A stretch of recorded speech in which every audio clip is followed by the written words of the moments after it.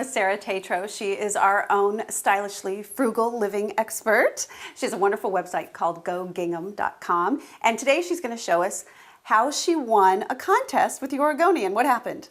Well, the Oregonian had a contest last February that was it was on Twitter, and you had to tweet your recipe.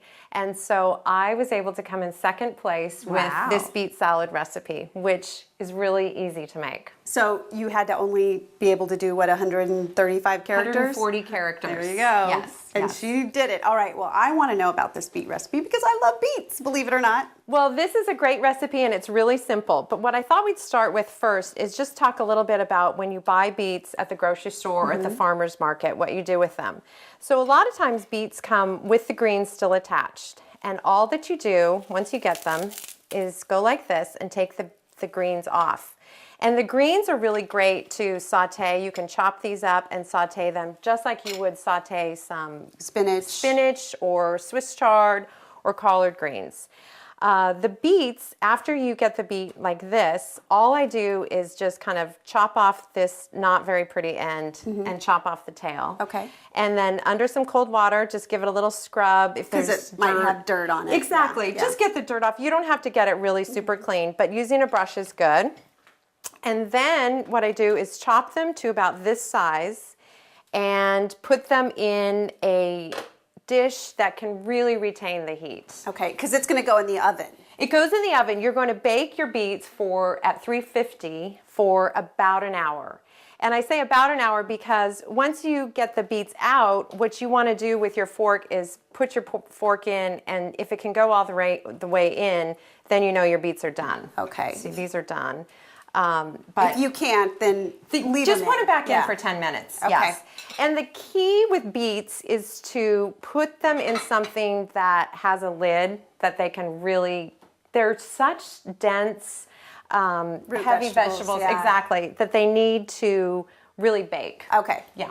I do use a little bit of canola oil in the bottom of the pan, just a little drizzle, and then as soon as I take them out of the oven, I put them in the sink and I cover them in cold water right here in the baking dishes. Okay.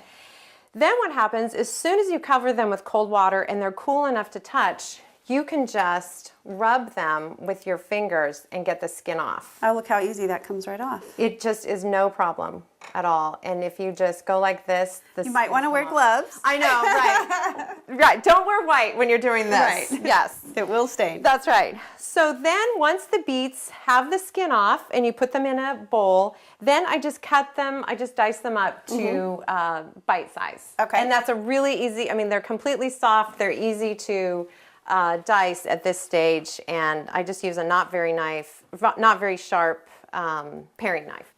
Okay, now Sarah's going to show us how to take these beets and make it into a salad. Okay, this is a very easy sauce. We're going to use a half cup of light sour cream. I like this brand, not a lot of added ingredients. Okay. So 1/2 cup sour cream.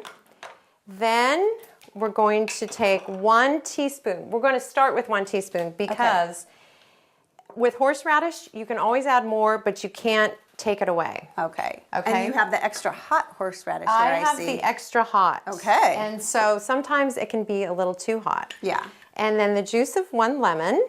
And then we're going to do a scoop of the onion. About a tablespoon of onion. Okay. And then a lot of people want to use, other ingredients in here, but this is just super simple. You just used a good old yellow onion. Exactly. Could you use a white onion maybe? You could use a white onion. People use shallots, but for me, I don't have shallots on hand, but I always have onions on hand. Right. And then we just go like this.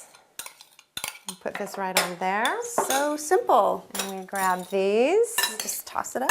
And this makes a gorgeous color. Doesn't even need salt and pepper? It will need a little salt and pepper, but I think it's easier to add those things at the end so that you can taste what it needs. What a beautiful color. I know, isn't that gorgeous? How often do you get to eat a pink salad? Yeah, very nice. And that is basically it. This is Sarah's family's dinner, but I'm still going to just give it a quick taste. Isn't that great? Oh, it's so flavorful. Really good, Sarah. Thank you. Thank you. GoGingham.com.